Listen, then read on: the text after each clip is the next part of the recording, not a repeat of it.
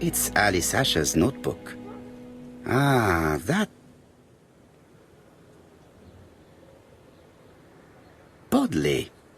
The fruit seller has debts too. She will probably be more cooperative thanks to this piece of information. Mary Drower was telling the truth. Mrs. Asher regularly gave money to her alcoholic husband.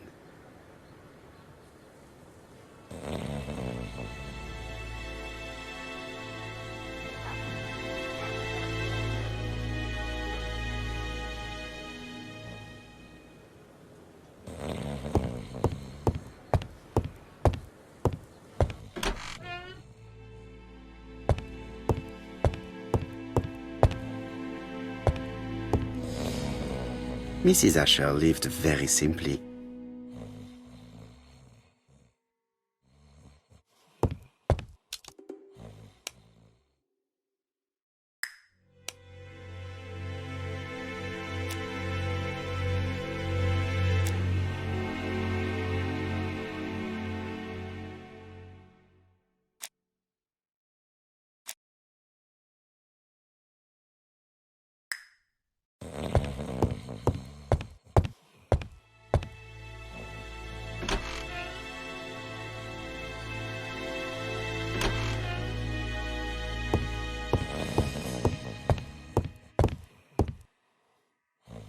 Mrs. Asher lived very simply.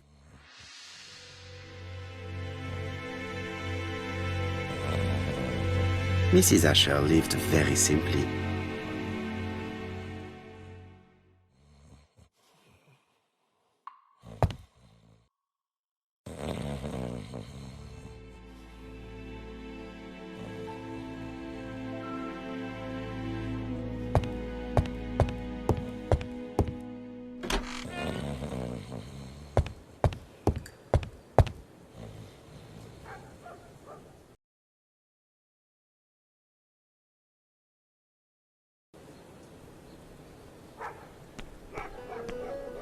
A bottle of poor quality vinegar. The smell could awaken the dead. A bottle of poor quality vinegar.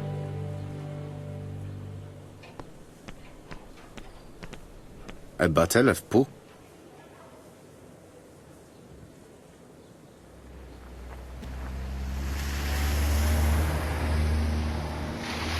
Your fruit is rotten. What? A foreigner dares to say that? According to the victim's account book, you owed her £10 for tobacco and magazines. That's a lie. She owed me £1, I swear. Now, please be so kind as to explain this. Look at my account book. Alice owed me £11 for fruit and vegetables. I may have had a slate at her shop, but she had one at mine. She owed me £1. And that reminds me I have to get it back from her niece. That is quite enough. Your account book has saved you, but I might ask Chief Inspector Japp to throw you in the cells for 1 or 2 nights while he checks your entries. Do you want to go to prison? Prison? Now that's not fair, I haven't done nothing. In that case, I am counting on your full collaboration. Yes, sir. Of course, sir. Listen, I didn't kill Alice, I swear. But it's true that I did go to the shop yesterday. At what time? 6 o'clock. She left me a note saying she wanted some strawberries if I got some. I received them late, about 6. So I took them over to her. But you did not see her. She wasn't in the shop, so I just put the strawberries on the counter and left.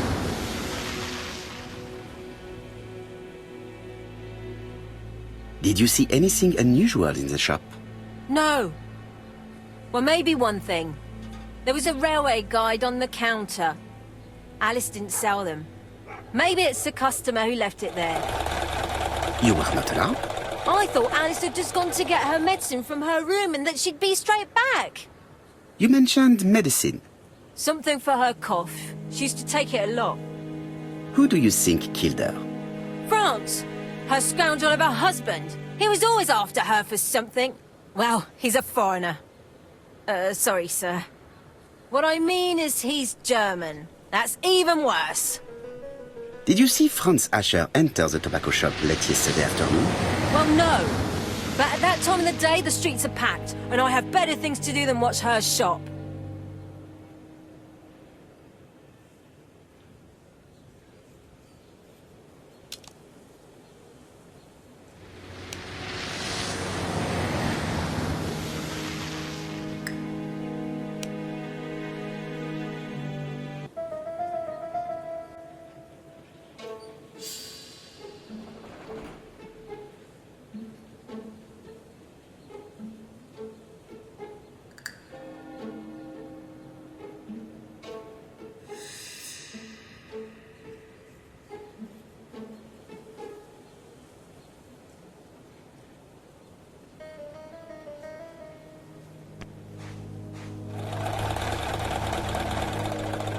I'll just borrow your bottle a moment. Take it. It's what Alice used to sober up her husband. But try not to empty the bottle.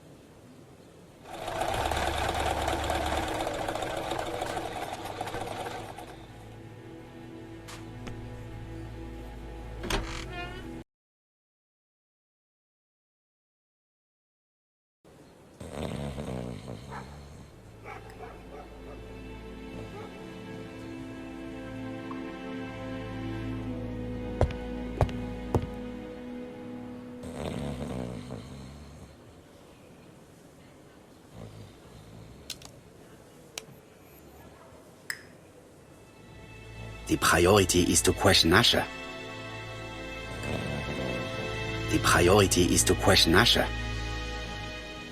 He's not in any condition to be questioned.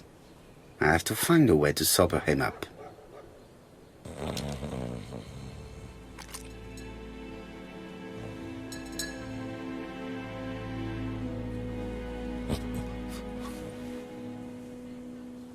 Mes amis, I can say without a doubt that poor Mrs. Asher was killed between 5:30 and 6. Killed when the street was packed with people. That's rather bold. I've been talking to the neighbours, and... No one's seen anything? Or rather, it's anything and everything. Am I wrong? No. Bien. We must grill this villain Asher before he falls asleep again.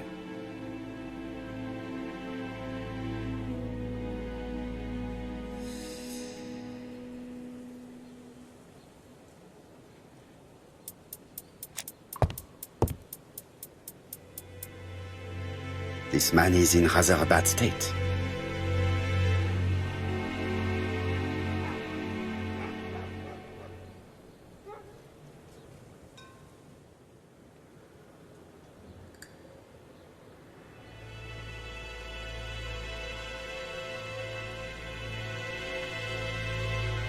This man has been fighting and he smells of alcohol.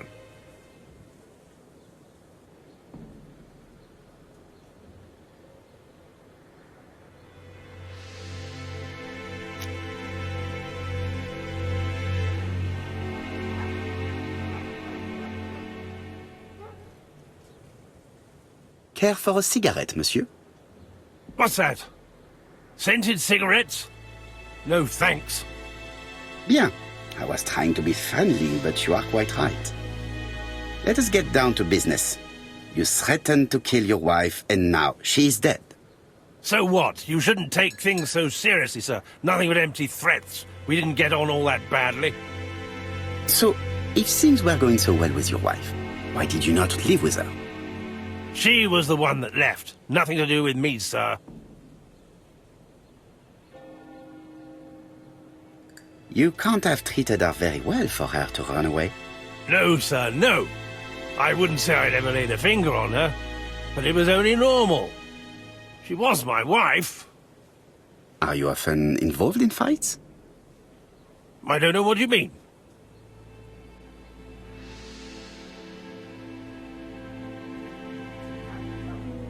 Asher, look me in the eye and tell me that you were in a fight. I'm looking. No, I wasn't in a fight. You are right. Looking at the state of you, you did not defend yourself. So someone gave you a good beating. A beating? No way. All right, he tore my coat and gave me a black eye. You see the state of him. Very interesting. Who is the other that you struck? Probably best if I tell you everything. Yesterday afternoon, I met Roderick Tanner. We'd bet on a dog fight together. An illegal bet, naturally. Yes, sir. Our dog won. Roderick got the money, but he refused to give me my share. And you fought about it. What time was this? In the evening, about 6, I think. We were on the other side of town. You see, I couldn't have killed my wife.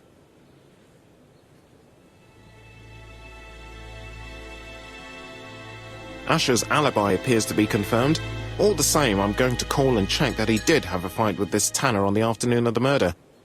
You can never trust this sort of chap. One thing is certain, Asher was a ruffian who used to beat his wife. But he's not very educated. It certainly was not him who wrote the letter signed ABC. Let's resume, Hastings. We know the murderer pretended to be a customer. He did not kill her for money, that appears to be certain. I agree with you on that point. And the murderer left an ABC guide as a signature. Therefore, it's likely he wrote the letter. Indeed, but that doesn't explain why and how he did it. You are quite right. Why he did it is a mystery. But as for how he did it, we do know enough to try and reconstruct the events.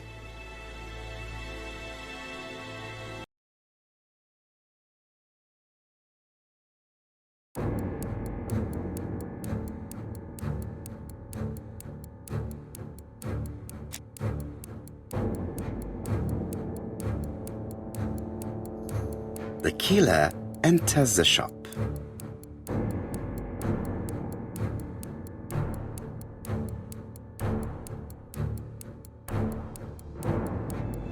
Mrs. Asher turns around to greet her customer.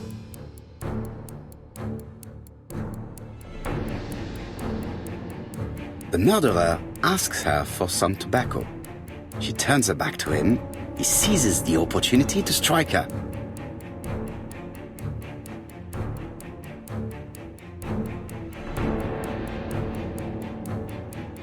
He then places the ABC upside down before leaving. Everything appears to match the crime scene, mon cher Hastings. That is exactly what happened.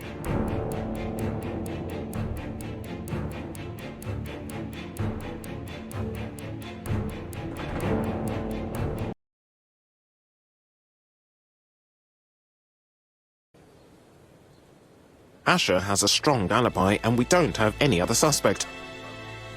But what was the point of this crime? She had no debts. She gave Franz Asher money regularly. She wasn't owed money. Nobody stood to gain anything. No doubt about it, the murderer is insane.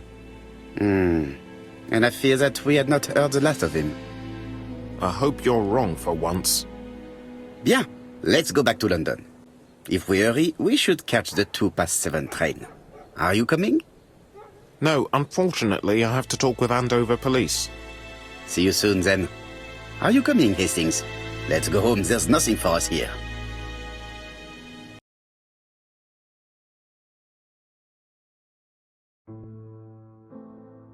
Well, do you have any idea about the killer's identity?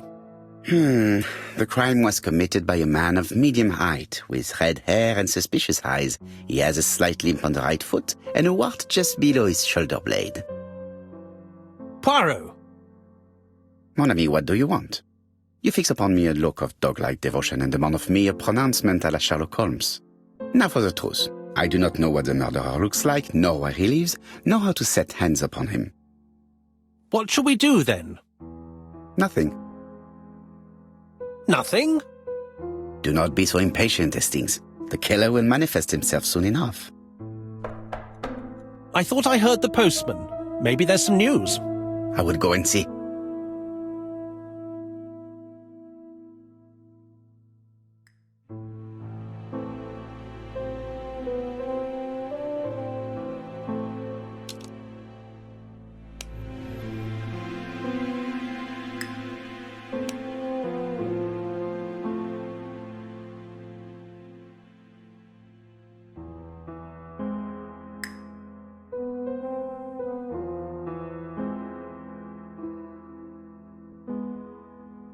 Ah, some cool air.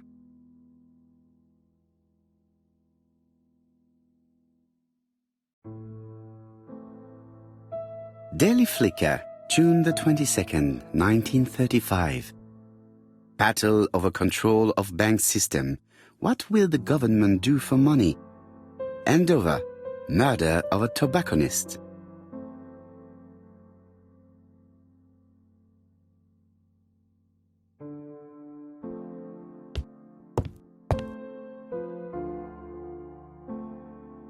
It is not the right time. It is not the right time.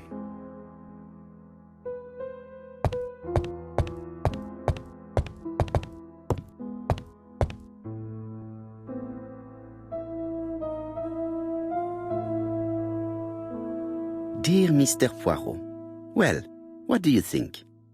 I believe that I won this round. The Andover affair went like clockwork, don't you feel? But the fun has only just started. I would like to draw your attention to Bexhill-on-Sea on the 25th of this month. We're having a crazy time. Best wishes, ABC.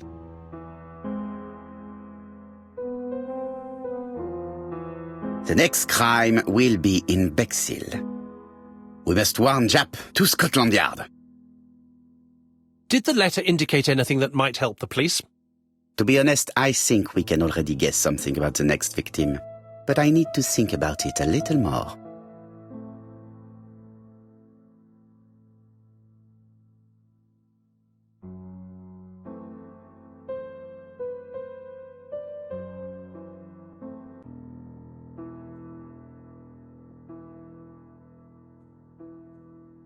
Let us examine this more closely.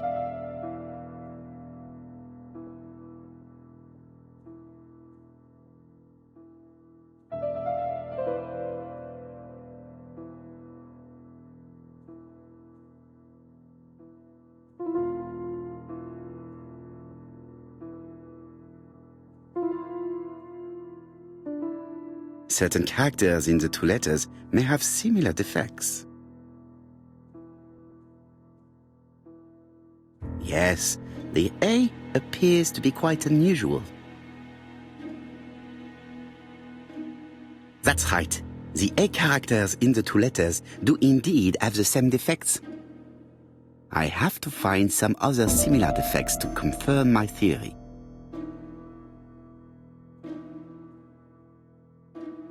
Yes, this I is weird. No, this character does not appear to have any defects. Let us examine another word. Yes, the I characters in the two letters do indeed have the same defects. I have to find some other similar defects to confirm my theory.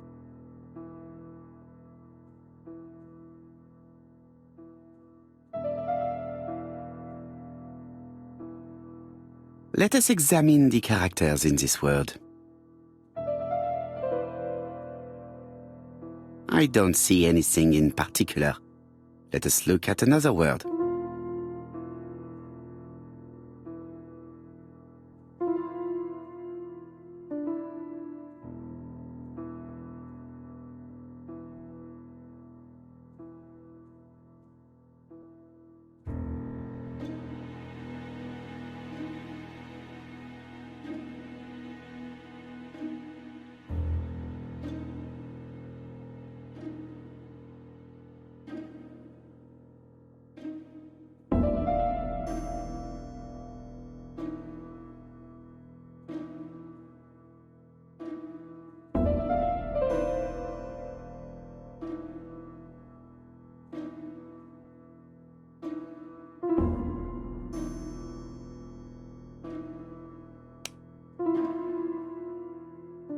Dear Mr. Poirot, well, what do you think? I believe that I won. We're having a crazy time.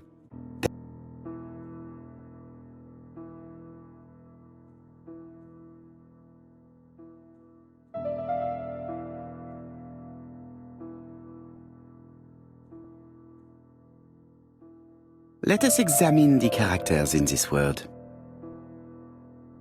I don't see anything in particular. Let us look at another word.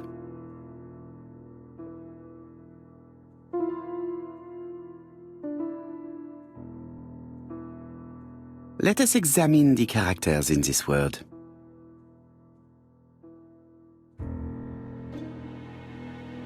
I don't see anything in particular.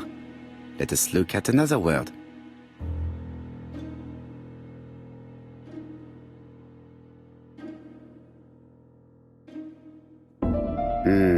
The W is not printed properly.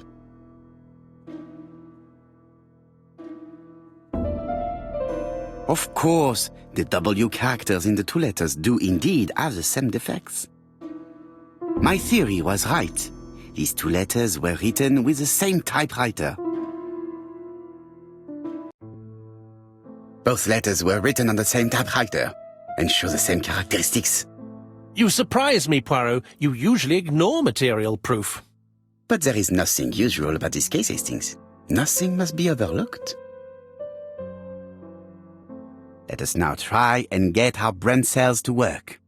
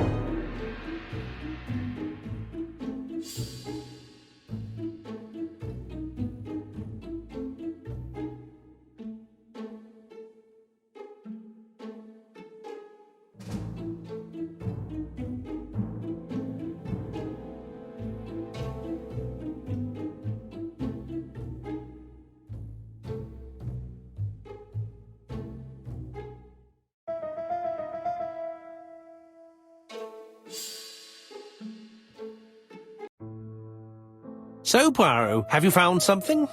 Oui, I believe so. But I am afraid it is not enough to stop the murderer. Let us go and see Chief Inspector Japp. I will explain there.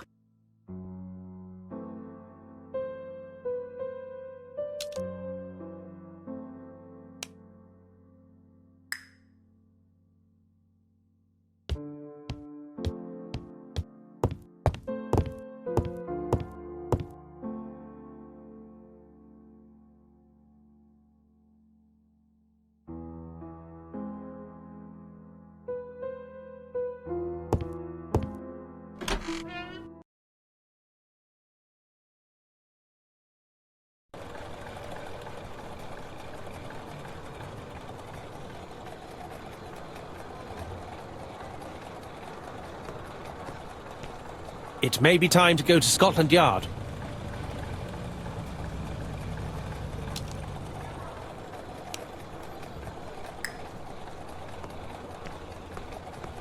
To Scotland Yard, please.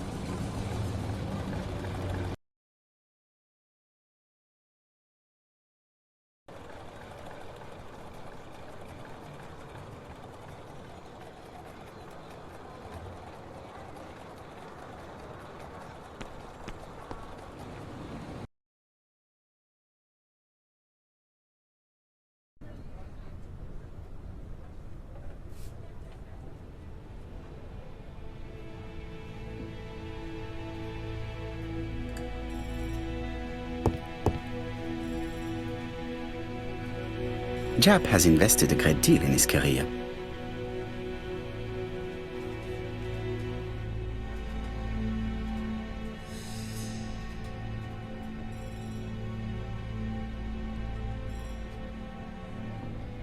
Japp is an investigator greatly respected by his peers.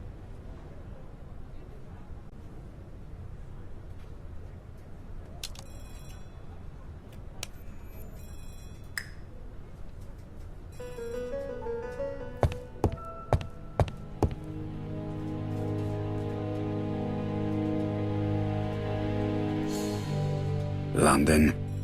I really like this city. One thing is certain, you never get bored here. Alice Asher was murdered in Andover. The ABC killer's first murder.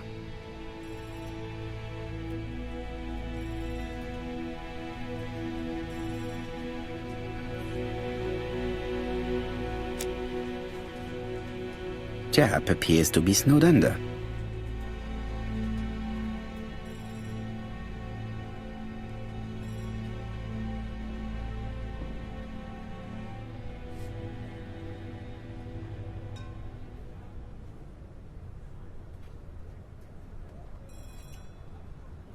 Japp appears to already be overloaded with work. My news is not going to improve matters. Bonjour, Chief Inspector. I am afraid we have some bad news. I have just received another letter signed ABC. The next crime will be on the 25th in Bexhill-on-Sea. Are you completely sure it's from the same person?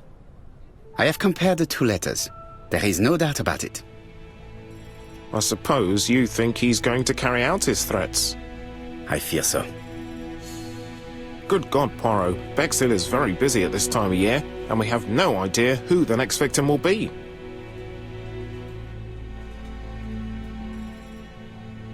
I suspect that the name of the second victim will start with B. What on earth makes you think such a thing?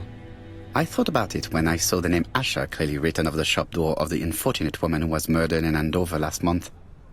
When I received a letter mentioning Bexhill, I deduced that the victim, like the town, might have been chosen by alphabetical order.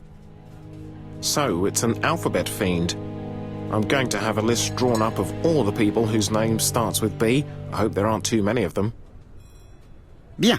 We should leave you to work, Chief Inspector. You have a few days to prepare yourself. Thank you for coming, my friends.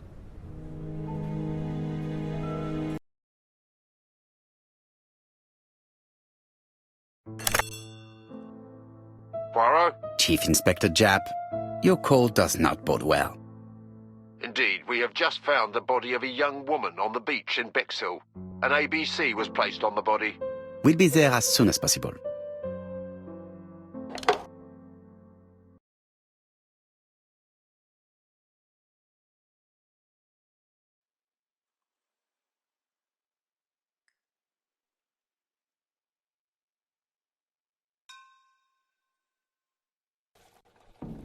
Bexhill is a delightful town. It would be nice to come back and visit. I do not entirely agree. Walking at the beach damages my shoes, and it hurts my knee. So the years have not spared you, my friend. It's the same for all of us. That is exactly what I said to myself when I saw you back from your travels. Poirot! Do not be offended, Hastings. I can see Japp waiting for us. And from his face, I would say that things are not looking good.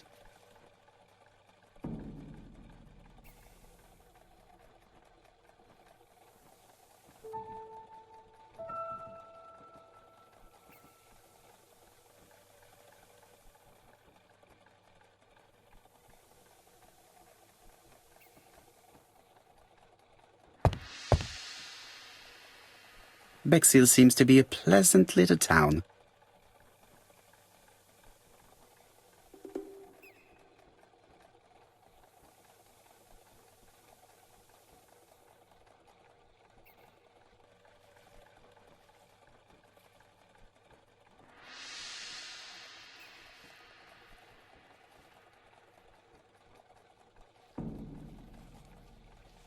Bexhill is a pretty little seaside resort with elegant architecture, although personally I prefer more modern buildings.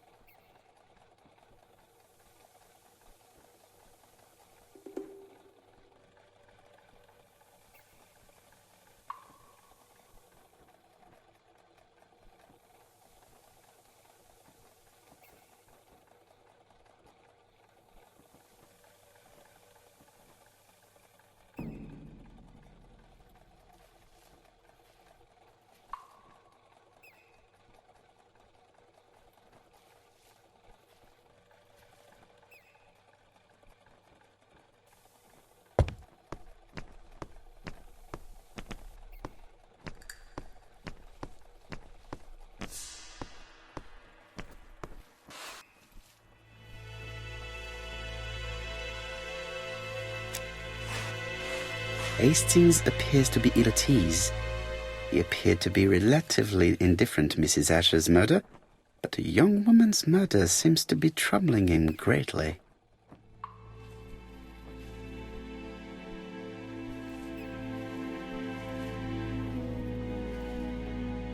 I fear that this case is far from being solved. Come on, Poirot. You'll find the killer. Certes. But how many times will he kill before I do?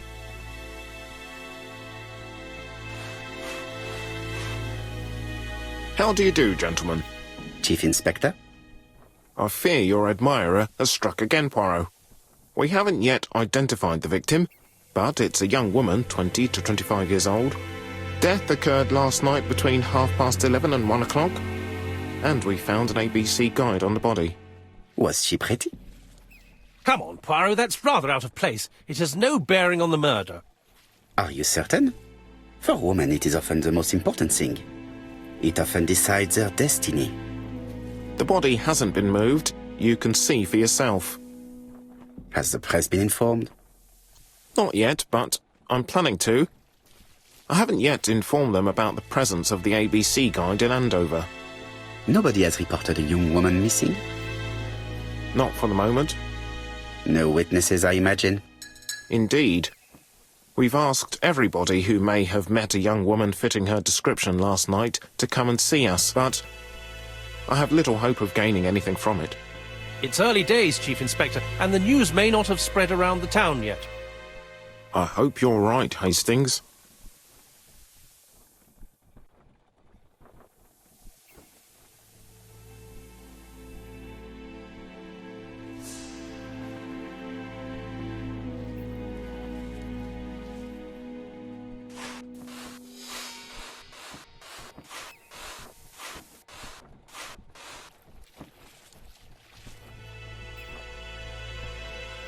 A braided silk belt. It may have belonged to the victim.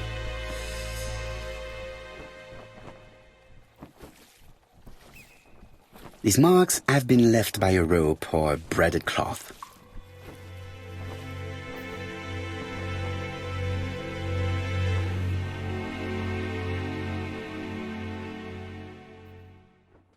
The guide is open at the page for the Bexhill train times.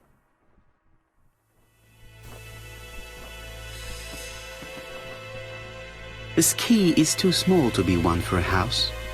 Without a doubt, it is for a padlock. The young woman wasn't wearing shoes or a coat, and was not carrying a bag. That's strange. Either the murderer stole her belongings, or she put them somewhere safe. Maybe so that she could bath.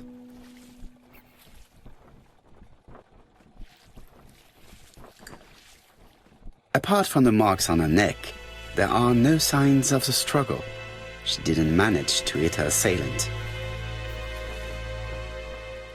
She was a great beauty. Strange that chap didn't notice it. Let us now try and get our brain cells to work.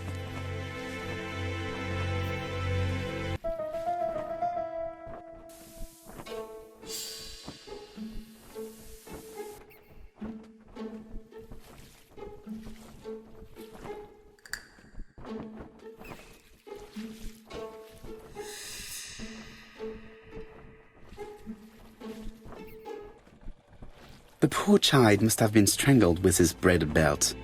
Unfortunately, in view of the fabric, it is unlikely that we will find any prints.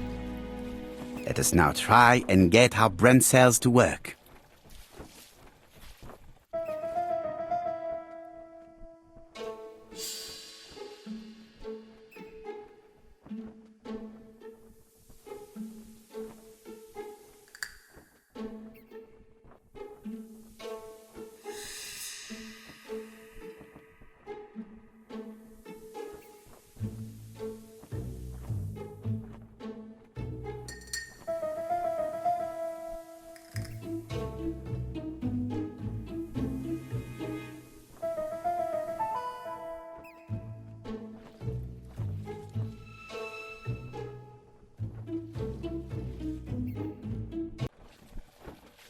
The medical officer should confirm that the victim was strangled with her own belt. That's what I thought. She shows the usual signs of strangulation. With a little luck, we'll find prints this time. You are too optimistic, Hastings. Our killer is far too meticulous for that.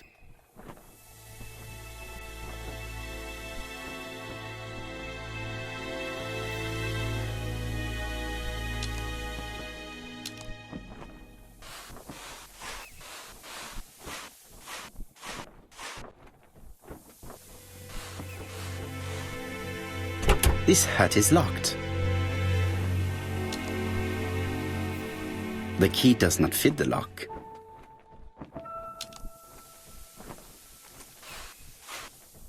The key does not fit the lock.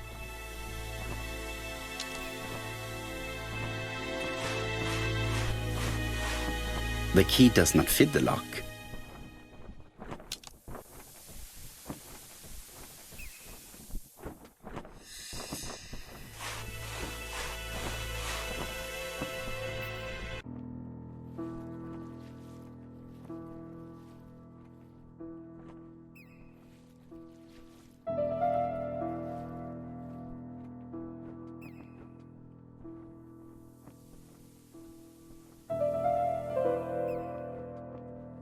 A dual locking padlock.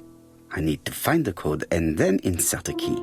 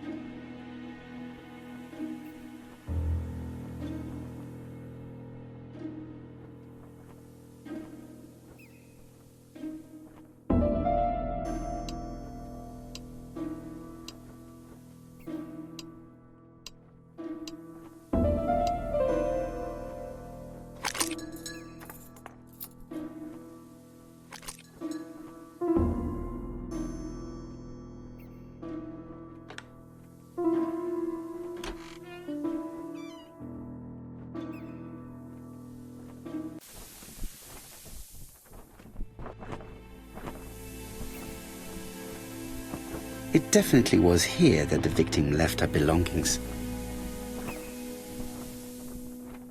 The purse is full.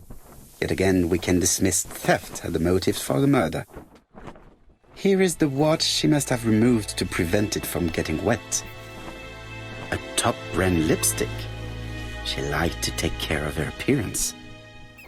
As well as a photo of the victim with some company. It could be useful to me.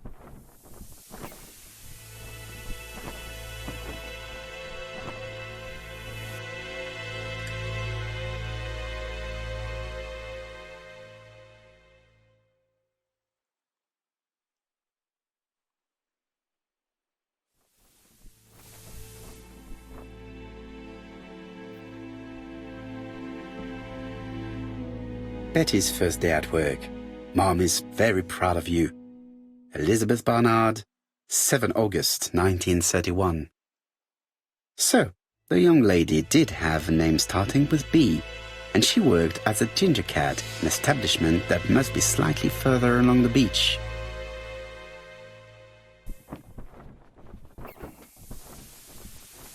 Jap has gone to the police. The victim has been identified and her family had reported her disappearance. She was called? Elizabeth Barnard, mainly Betty. She worked as a ginger cat at the cafe slightly further along the beach. But Poirot, how on earth? Never mind. Do you have her address? Yes, she lived with her parents on the street leading to the beach, number 22. Shall we go? You are far too impatient, Hastings. Let the poor people take in the news first. Let us go and visit the cafe where Betty worked.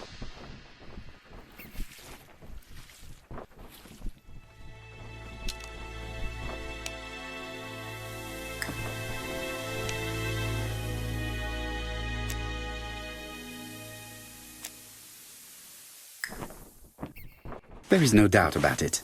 Bexhill has one of the most beautiful beaches in the area. There is no doubt about it.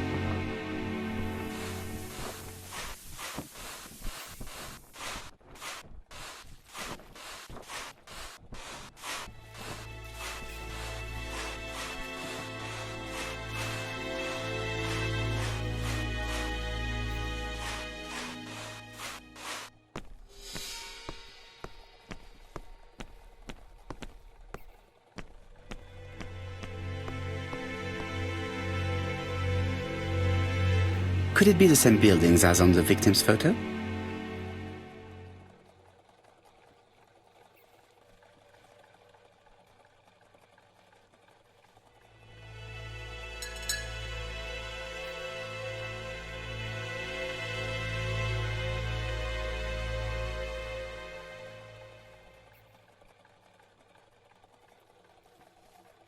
This is definitely where the photo I found in the hut was taken.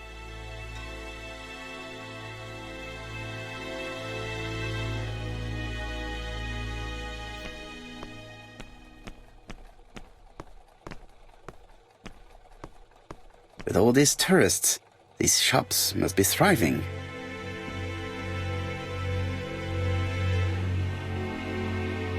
With all these tourists, these shops must be thriving.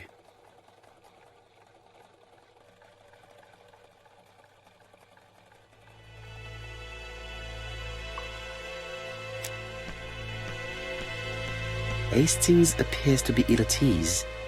He appeared to be relatively indifferent to Mrs. Asher's murder, but a young woman's murder seems to be troubling him greatly. I fear that this case is far from being solved. Come on, Poirot. You'll find the killer. Certes. But how many times will he kill before I do?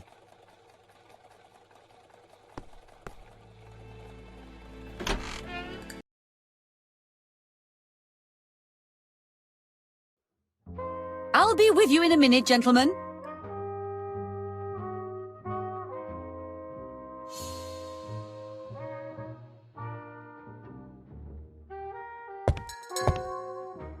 This is a well-laid table.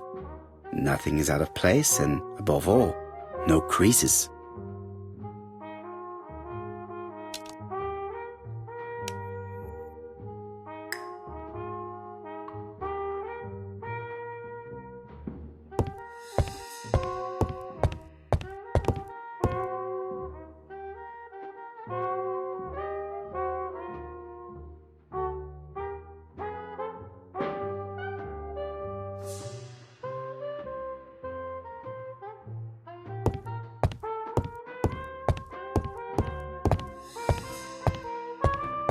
What a pity.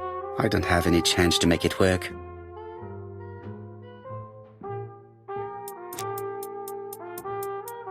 Something tells me that she's the owner of the ginger cat.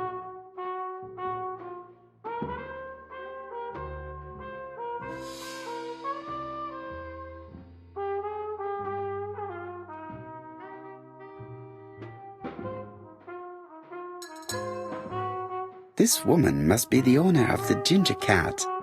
It looks like something is bothering her. How can I help you? A hot chocolate and a tea for my friend, please. I'll bring it straight away.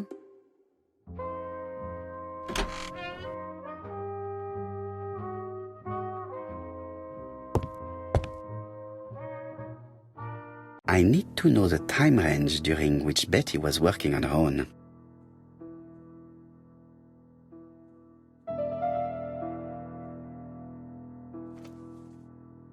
These are the different waiting staff's bills. Which ones were written by Betty?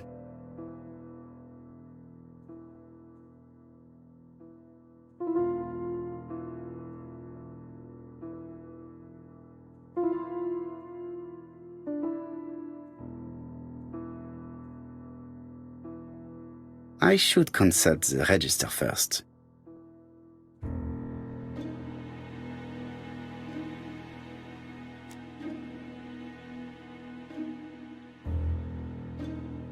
Where is Betty? Betty worked from 11 a.m. to 7:30 p.m. Would she have been alone at any time during her service? Betty worked from 11 a.m. to 7:30 p.m. Would she have been alone at any time during her service?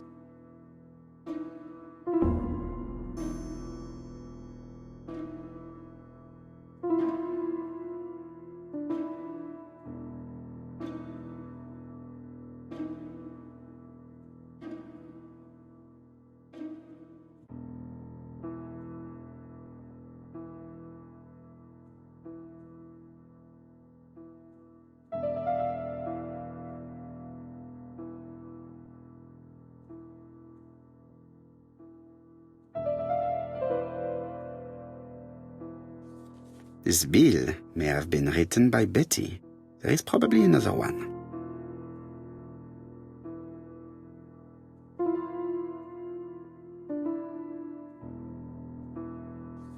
Most probably a family. No, something's not right. Betty was alone at just one of these 2 times.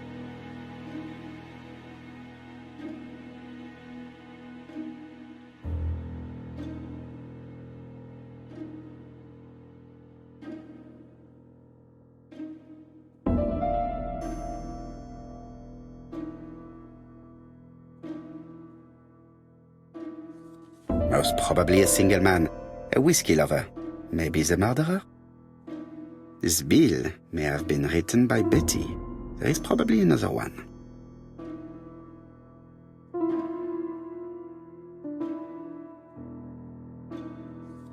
No, something's not right. Betty was alone at just one of these 2 times.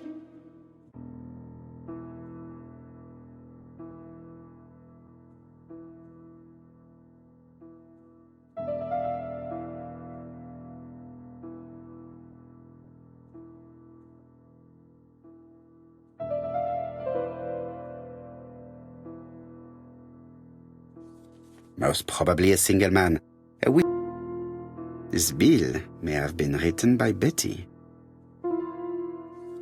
No, something's not right.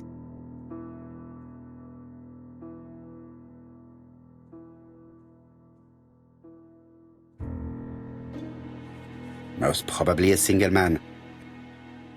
This bill may have been written by...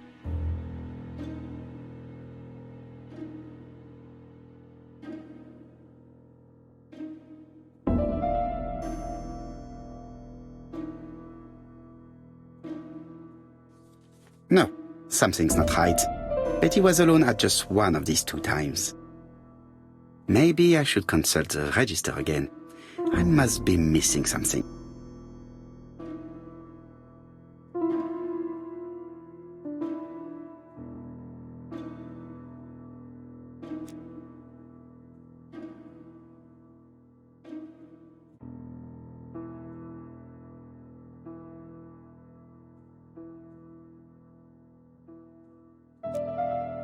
Interesting. Betty was alone between 5 p.m. and 7:30 p.m. Who did she serve?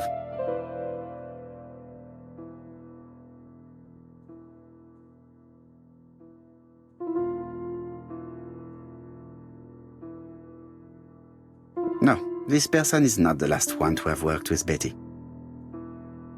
No, this person is not the last one to have worked. Interesting. Betty was alone between 5 p.m. and 7:30 p.m. Who did she serve?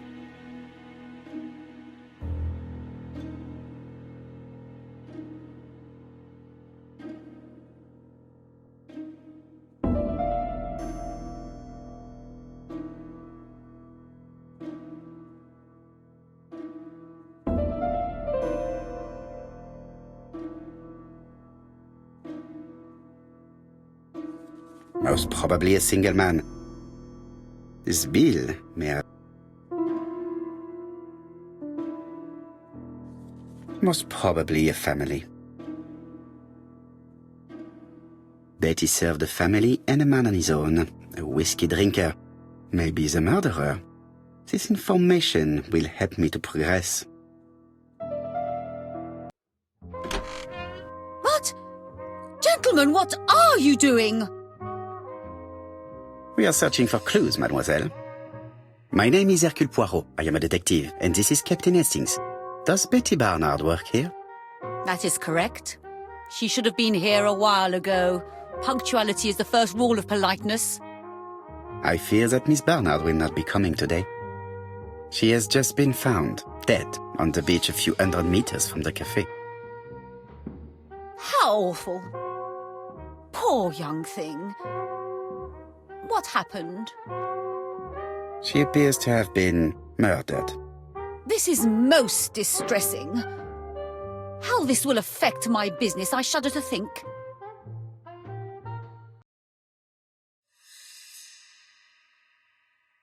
What can you tell us about Miss Barnard?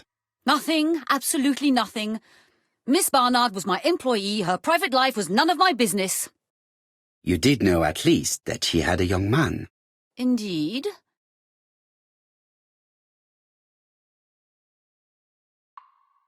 This photo was found. Is this him? Yes, that's him all right. But I haven't seen him for some time.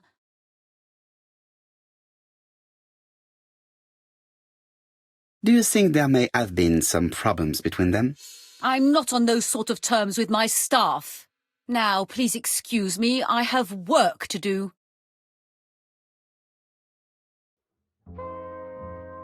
The customer who ordered the whiskey might provide us more information. He may have been the last one to see Betty alive.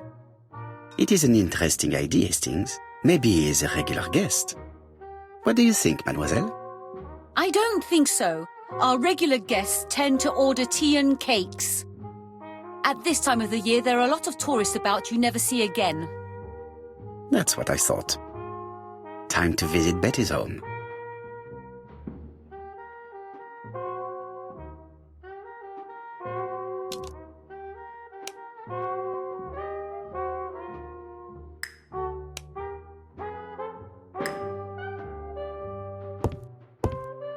Miss Marion is not the sort of witness that my friend enjoys questioning.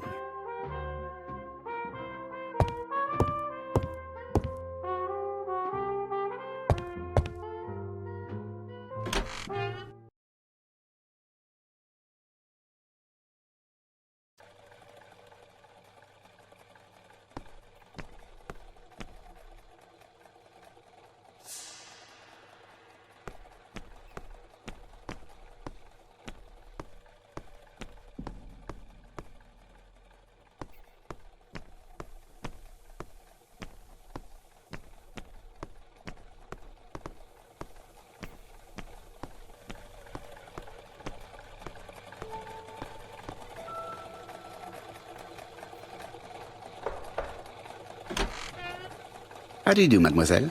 My name is Hercule Poirot. I know you. You're that detective we hear all about. I do not know if that is a compliment, but I will take it as one for now. You are Betty's sister, I believe? Yes. My name is Megan. Can we come in? Please do.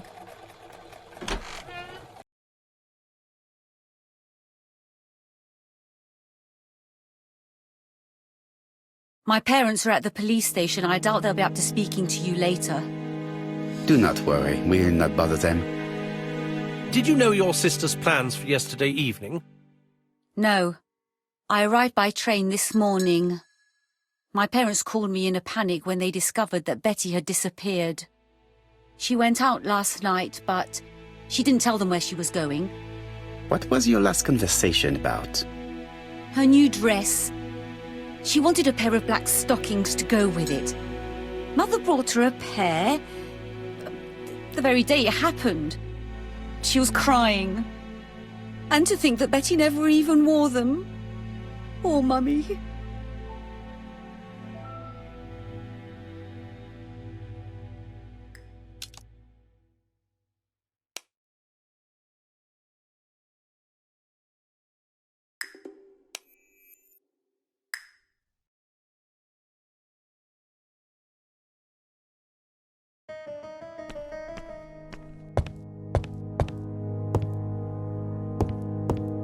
It would not be polite to visit the house without being invited to do so.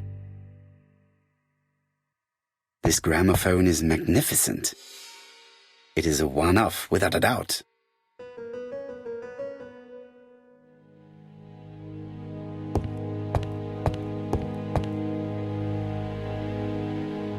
The Barnard appeared to make music a priority in their budget.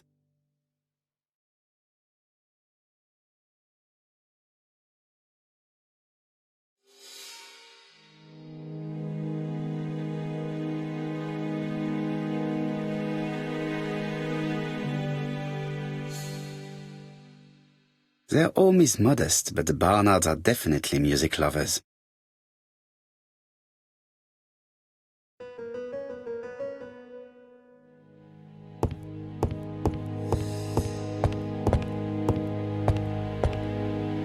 family photos and files.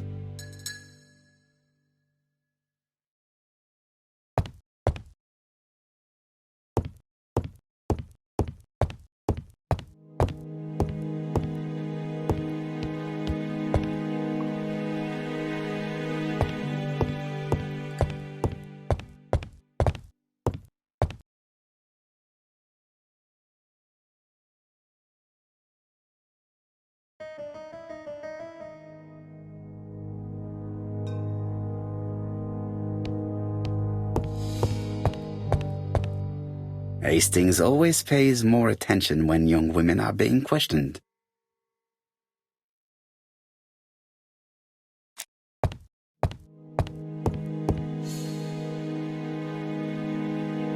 What is she feeling at the moment?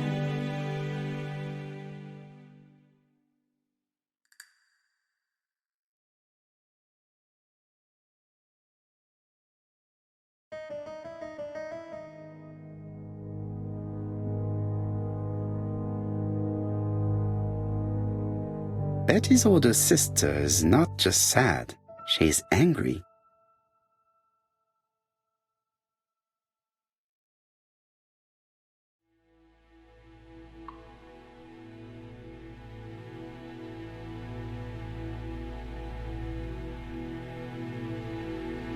Your sister had a fiancé, I believe? Yes, he's called Donald Fraser. A very nice man.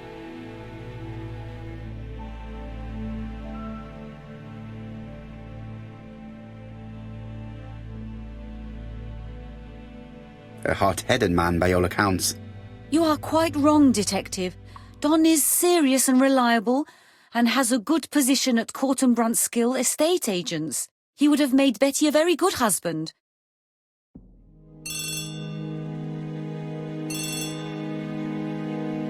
Oh, excuse me, I have to answer that. But of course. Betty's room is opposite the stairs on the first floor. Feel free to take a look if you think it might be useful.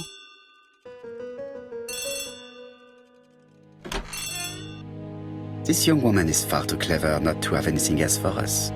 Do you think she's hiding something? That is what I'm trying to find out. Surely you don't think she did it? I did not say anything of the sort. But young women always ruin your judgment, Hastings. Who knows, maybe Megan was jealous of her attractive young sister. I see. She may have had her sights on the inheritance. Or maybe she was in love with Donald Fraser. We have to study all scenarios, even the most unlikely. But I doubt that Mr. and Mrs. Barnard are rich enough to justify murder. While I try and get Miss Barnard to talk, I would like you to try and find Donald Fraser. He should be easy to find the estate agents where he works. Bring him to the Ginger Cat. I would like to talk with him before the Chief Inspector finds him.